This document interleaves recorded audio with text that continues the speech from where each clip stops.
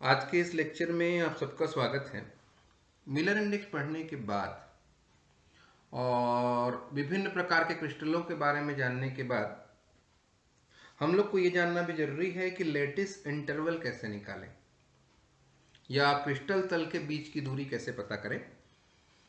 इसके लिए हम ये कह सकते हैं कि हमारे पास ये एक डायग्राम है। इस डायग्राम में खास क्या है, तो आप ये कहेंगे कि हमारे पास ये ए बी एक लाइन है या ए बी एक क्रिस्टल तल है जो एक्स अक्ष और वाई अक्ष में 2a और 3b का इंटरसेप्ट काट रहा है या अंतःखंड काटता है। ध्यान ये रखना है कि O से A तक के बीच की दूरी x डायरेक्शन में 2a है और y डायरेक्शन में O से B तक की दूरी b, यहां से देखिए ये b और ये भी b होगा और ये भी b, तो 3b है। बात यहां तक क्लियर है। और मिलर इंडेक्स निकालने का फॉर्मूला आप सब अच्छे से जानते हैं। उसके अकॉर्डिंग अगर बात करें तो x एक्सिस के लिए कितना आया है 2a और y एक्सिस के लिए कितना आया 3b, तो इसका मिलर इंडेक्स कितना होना चाहिए? इसका मिलर इंडेक्स 3 2 होना चाहिए। यहां तक बात क्लियर है? यहां तक क्लियर है ये बात? अब क्या करते हैं, O से एक परपेंडिकुलर लाइन ए बी पे ड्रॉ कर देते हैं। तो यहां एक राइट एंगल ट्रेंगल ये दिख रहा होगा आपको, ये लेजर को ध्यान दीजिए, ये राइट एंगल ट्रेंगल दिखा AOC, और ये बड़ा सा ट्रेंगल दिख रहा है आपको। ये दोनों ट्रेंगल समरूप हैं, ये ध्यान दीजिए, मैंने लिखा AOC और OBA दोनों समरूप हैं। समरूप है कहने का मतलब क्या? इस वाले ट्रेंगल का OC यानी कि परपेंडिकुलर और बाई OA इसका कर्ण हाइपोटेनियस, इन दोनों का रेशियो इसके परपेंडिकुलर और हाइपोटेनियस के रेशियो के इक्वल आएगा। क्लियर है बात? तो क्या आना चाहिए? बड़े वाले ट्रेंगल की बात करें किसकी? OBA की, तो यहां क्या आएगा OB बाई AB। निकालना क्या है हमको? O से C निकालना है। तो OC निकालने के लिए क्या कीजिए, आप इसको ट्रांसफर कर देते हैं तो ये रिलेशन आपके पास आ जाएगा। ये रिलेशन आया। अब इसके बाद क्या करते हैं, इसमें वैल्यू सब्स्टिट्यूट करते हैं। देखिए OB की वैल्यू अगर मैं पूछूं आपसे तो क्या बोलेंगे? ये B और B यानी कि 3B।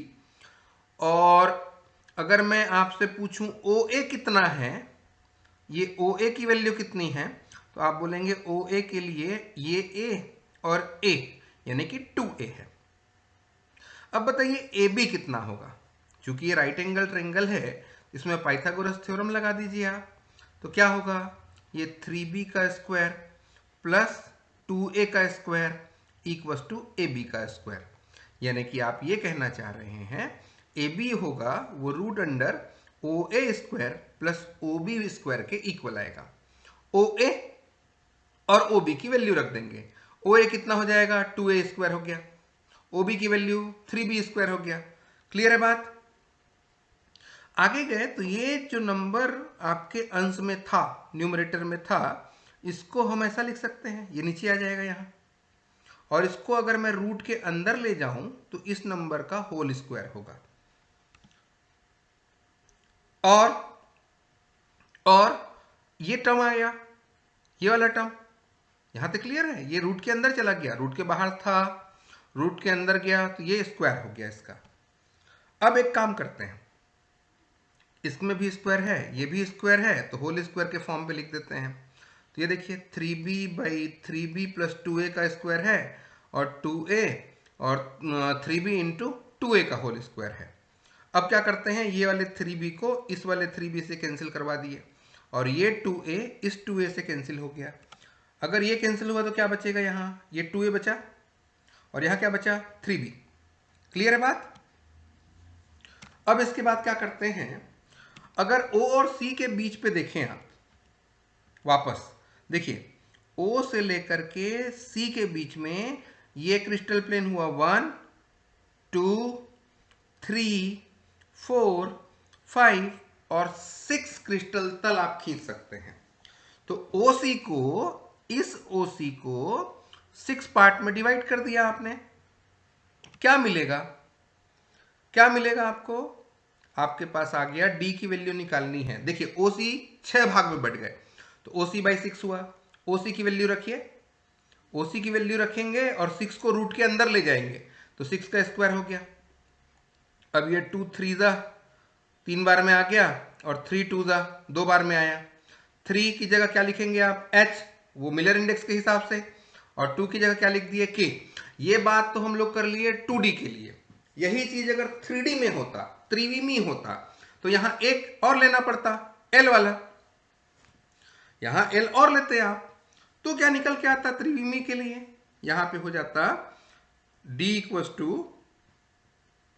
1 बाई, ये देखिए, H बाई A का स्क्वायर, K बाई B का स्क्वायर, L बाई C का स्क्वायर आएगा। अब इसको अगर ऊपर ले जाएं तो इसका पावर कितना हो जाएगा? -1/2, और बाकी H बाई A का स्क्वायर, K बाई B का स्क्वायर और L बाई C का स्क्वायर आ गया। अब क्यूबिक क्रिस्टल के लिए हम लोग D की वैल्यू निकाल के देखते हैं, इंटरप्लेनर स्पेसिंग कितना आ रहा है। तो एक काम कीजिए आप, यहाँ A, B और C तीनों इक्वल हैं, तो इसको A, यहाँ भी A, यहाँ भी A, तो सब जगह A कर दिए। अब अगर ये बाहर आता है तो क्या आया? यहां से 1 by a whole square common निकालेंगे, तो 1 by a whole square, 1 by a whole square, 1 by whole square common निकाल लिए, टू द पावर -1/2, और बचा क्या? H square plus K square plus L square to the power -1/2 आ गया। और ये इसका फॉर्म है। इस तरीके से आप अलग अलग टाइप के क्रिस्टल के लिए उनके बीच का सेपरेशन निकाल सकते हैं, या इंटरप्लेनर सेपरेशन, या डिस्टेंस बिटवीन क्रिस्टल प्लेन्स, या लेटिस इंटरवल पता कर सकते हैं। ये लेक्चर आपको शायद समझ में आ गया हो। इसको नोट कीजिए और क्वेश्चन सॉल्व करने का प्रैक्टिस जरूर कीजिए। Thank you very much.